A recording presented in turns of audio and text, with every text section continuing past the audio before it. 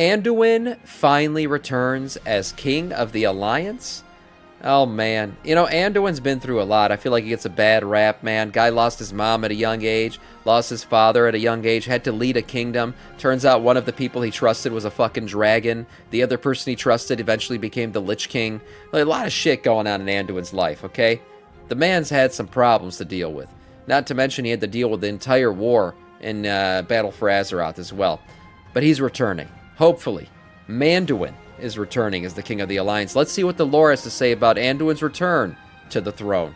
Literally no one is talking about this, but the actual faction war between the Horde and the Alliance is coming by the end of the war with him. Blizzard literally told us in an interview a few months back that the Alliance and the Horde unite and then fight each other, and this time it will be no different. Yeah, by the way, Doran's not pulling at bullshit right now. This is true. We actually just had the book drop. Remember, I was telling you guys about the new book that's coming out in November, and the summary of the book does say that the factions are going at it, right? Like, there's tensions between the factions. So this is not a lie. It's not some Doran shit. Doran is a truth teller, after all.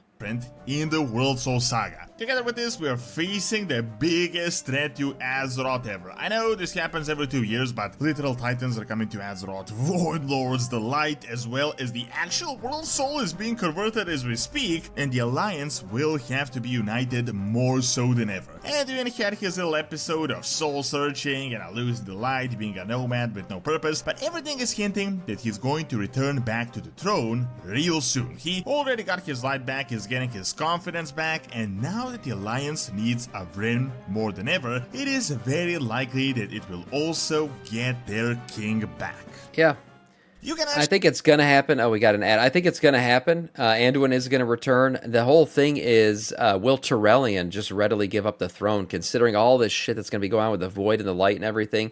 Turellian is a bit of a zealot when it comes to his Light Warship. Will he just give up the throne, or is he going to want to lead the Alliance to make sure they align properly with the Light, at least how he believes they should be aligned? Actually play War Within. We'll see how that plays out. Awesome, this video's sponsor. Check in on your characters or just play the game, as you can control your PC. Yeah, Konisi, I wouldn't know what that's like. Completely free. Awesome is super easy to use. Check out the link, download the PC and the phone app, and just connect it. The free version itself is amazing. You can control your desktop, transfer files. Download Awesome today. The real deal is the game version. It has custom keyboards for various games other than just WoW, and you can enjoy AFK gaming at any time, anywhere with game sound. Make sure to use my code ON to get 7 days completely free. Only for the first 200 people. Startable Gaming is they got hot sales up to 40% off on Pro and Game versions. Check out Awesome.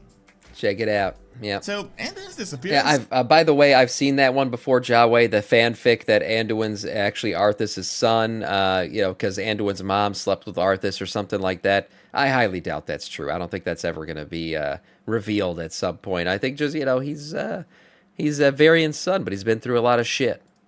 Just like Arthas. It kind of came out of nowhere. Of course, it wasn't shocking. I mean, he was literally abducted by flying monsters from the Shadowlands and then turned into something like a Death Knight, a mindless servant. But most of us expected him to come back shortly after the Shadowlands, as he really wasn't leading the Alliance all that long. And most importantly, and this is the most important thing, I mean, he's a true heir to Lordran, a part of the Vryn family that has been ruling Stormwind since forever. However, all of that changed. Now, based on what is currently going on in the War Within, it does seem like I was a bit wrong and honestly expected that Anduin's soul-searching thing would be related to him exploring the various planes of existence, the cosmology, figuring out that the things are not as they seem, but it really does seem like Blizzard is actually pushing the entire predictable PTSD angle and soul-searching, which, while okay, that's fine, does seem a little bit predictable and cheesy. I mean, I don't hate it. I know a lot of people hate the Anduin story arc right now. I did, honestly. When I hated the Anduin story arc? Back in Mists of Pandaria,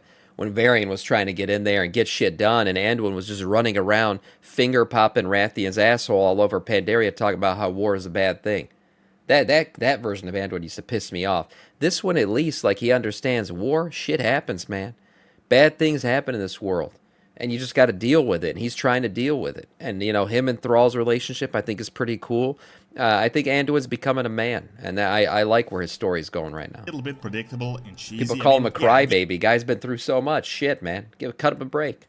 Get it, he was possessed for a little bit, he did some things, but it's not like He was young the in Lich Pandaria, King, yeah, he was. He murdered his own father like Arthas, destroyed his own kingdom. I mean, he literally attacked some random Archon in the Shadowlands that we didn't even know existed and we probably won't ever see again. Let's be real, I mean, his father Varian was kidnapped, enslaved, turned into a gladiator, fought dragons, and then came right back the next day to rule the Alliance. He didn't go to soul search while someone else was leading his kingdom that he actually inherited from his father. Now, of course, I mean, we can't cut some slack for Anduin. I mean, despite the entire gentle aura that he has around him in the community, he really has been through a lot. I mean, he did lose his mother very young. Thank you. Yeah, summarize all this shit. He did lose a lot, and literally, this happened right after his dad died. He had to freaking lead the Alliance in the Third War.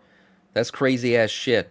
Do you think the hour of her third death is a whisper for Xal'atath? Yeah, kind of outside of the realm of this video. You're talking about the old Azeroth whispers. Her third death will usher in her coming or whatever. We don't know enough about Xal'atath yet. I don't know if she's died twice or 3 times. Who knows? Some people always thought it was a Sylvanas thing. I'm not sure. But we are going to learn more about Xal'atath's origins for sure. She could be an ethereal. That's a big one out there. We'll see. I mean, he did Midnight lose will his reveal mother it. young, his father when he was just a teenager. He was literally abducted 2 times, turned into a Death Knight 2.0, all by his early 20s. But the most important point is that a lot of time has passed, and based on what is currently going on in the war with him and what we learned from some interviews in the World Soul Saga, it is about time he steps up to his actual responsibility. So after Anduin was freed back in the Shadowlands, he first talked with Sylvanas, but it was confirmed this wasn't actually that long as we previously expected, and then he returned to Azeroth at an unknown point. He, just like us, heard the call of Azeroth, if that even is the Radiant Song of Azeroth, and he was among the first, and this led him to Silithus and that entire cinematic that started the World Soul Saga right next to the sword. It is important to know that Anduin was missing, with only one hint talking about his sighting during Dragonflight, and there was a time skip between the Shadowlands and Dragonflight, so really, it has been approximately 5 years or a little bit more since he left the throne, and Tyrellian has been ruling in his stead as a regent. In fact, I wonder where where his story's gonna go.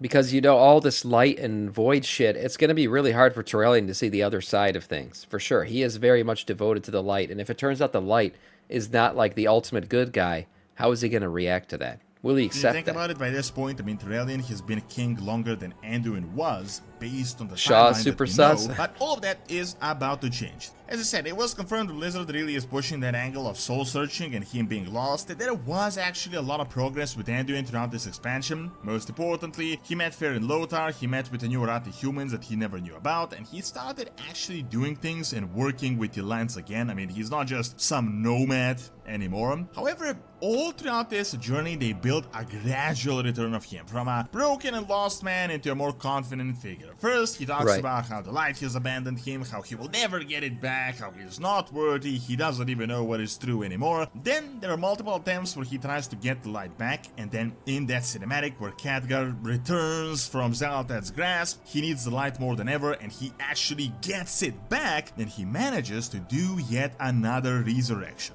As you may be aware, B-Res, Anduin has been capable of actual resurrection multiple times in the past, which I know, this doesn't seem like a big deal. I mean, it literally happens every second in the game, but it is that was an epic moment, man. This was, I still say, this was a pretty damn cool cinematic. When Anduin B-Res'd everybody, this was pretty badass.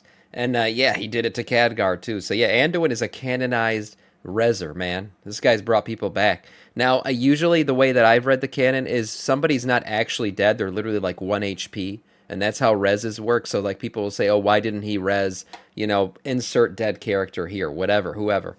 It's because I think when it comes to, like, legitimate canonized World of Warcraft stuff, when somebody dies, they can only be brought back, like, by necromantic powers and shit like that. Now, we did see Kalia Menethil come back via the light, so that's another twist on the lore. But when you see reses like this happening, it's like people are 1 HP. They're not fully dead, and it's like a mass heal. Bring everybody back. Happens every second in the game, but it is a super rare occurrence in the lore. This never really gets expanded upon much about what this light is that he got, whether it is the same one as before, whether it is related to Beledar and the Arathi, but ultimately it does return. I mean, it does seem like light is one thing. Light has been an integral part of Anduin since he was first introduced as a character. He was always said to be an incredibly natural talent as a priest and a favored person of the light. He is used in such a manner that we've never seen beyond pretty much what any other practitioner can do, so you can imagine once he loses his ability, the ability that got him through the toughest times, that he's completely lost. Also, I know Anduin was a priest, but I feel like he took on he class changed. He played as more of a paladin in the entirety of like BFA and beyond. So I don't really consider him a priest anymore. I feel like he's gone full plate pally. Clueless, and obviously he doesn't even want to be king anymore. Well, he just got it back. He's coming back to his former self, and now it is time to talk about his other, even more important responsibility, and that is, as I said, him being the king. So, as I said, there have been hints throughout the game, just how it started with the light, with him mentioning it, and then not being able to use it, and then finally getting it. Something similar has been going on multiple times with his dialogue in regards to him being the king of the Alliance. Multiple times he starts to introduce himself as the king, and then he kind of reverts last second as if he forgot he has abdicated the throne. Even Farron asks him whether he's the king of the humans, and he says not anymore, but with a certain suspicious tone. All of this is happening before he got his light back. Almost certainly, this is a setup for him to return back as the leader of the Alliance. It really doesn't make any more sense why he's not just taking the crown back, seeing that he's literally with us once again and we're fighting a pretty serious threat. I think the reason why he hasn't taken the crown back is because he never wanted it in the first place. I don't think Anduin's ever wanted to be the leader of Stormwind or the leader of the Alliance. I feel like he probably felt obligated to take on that, you know, after his dad died. He felt like he had to do it. But I don't think he has any desire to be the king. While Tyrellian is more of a straight-cut leader. He's a military leader, right? He was raised through war and everything like that, but he's much more, you know, ready and built and apt to it than, say, Anduin, who kind of fell into it because his dad passed away and he was born into royalty. Based on everything that is happening, the World Soul Saga is going to be the biggest threat to Azeroth ever. It will be bigger than the Legion or the Scourge or anything else we could ever face. We're talking about the actual conquerors and the actual shapers of Azeroth, the Titans, and us being invaded by the actual Void Lords while our World Soul is being converted into the Void. It has literally never been this bad on Azeroth. I mean, Azeroth is literally cooked, despite the fact that we're getting invaded every 2 years by some crazy cosmological guy, some crazy force. Sure, it made some sense that he was a broken man back in Shadowlands after we just saved him from the Jailer's grasp and him still searching while nothing was really going on, as you can see in Dragonflight. But it would make zero sense why Vryn would not lead their people in the most trying of times when they need him the most. It really doesn't go along with his character, his own sense of responsibility, that he would continue to be an outside figure and let others do his job. Now, another big reason, and of course the most important data-supported reason that I think it will be happening maybe as soon as midnight, is because Blizzard has actually soft confirmed a faction war. I know literally no one is talking about this. I feel like I'm the only person that made a video on this. It really does seem like I'm just making this up because... Yeah, no, he's not. Literally, Blizzard just dropped this yesterday. This is the Crossroads book. And part of the summary of this book, which is dropping November 11th, is supposed to be the transition between The War Within and Midnight. We just talked about it this morning. The short story, where is it? Novellas. Okay, yeah, here it is. The heroes of Azeroth face an uncertain future. Across the world, old hatreds are rising. That to me is a hint at another maybe faction conflict, not maybe an all-out faction war, but certainly some hatred between the Horde and Alliance. That's what I read when I see that. And Xal'atath remains at large. So there you go. That's basically a kickoff to the Midnight expansion. So yeah, Doran ain't lying here. Doran's a teller of truth.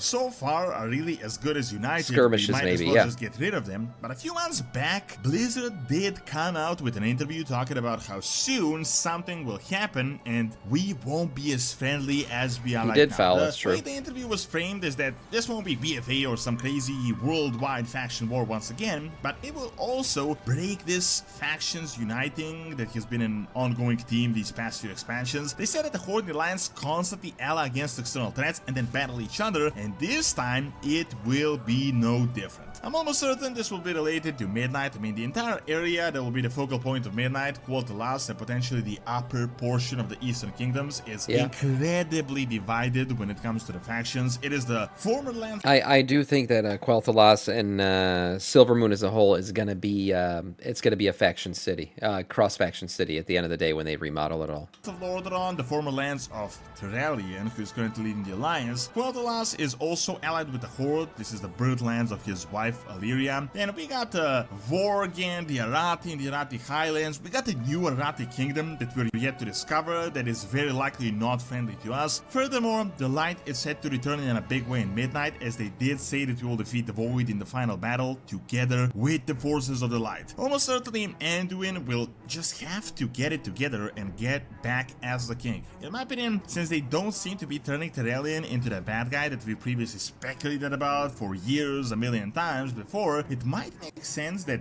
once the Light Army arrives, this is what I'm saying, our allies, Turalyon might abdicate the throne or just return it back to Anduin while he leads the Light Army. I think Turalyon would be fine with it. If we're on the side of the Light, yeah, he'll step down. He'll be like, I gotta go do this Light Army shit again. But if we start to waver on the Light, who knows? Maybe Turelyon's story will get more in depth once we actually go meet the Arathi, the Light Lord or the Light Emperor, whatever the fuck he's called on the other side of it. That's gonna be another expansion or another story to be told later on. But for now, as long as we're sided with the Light, Turalyon will be okay.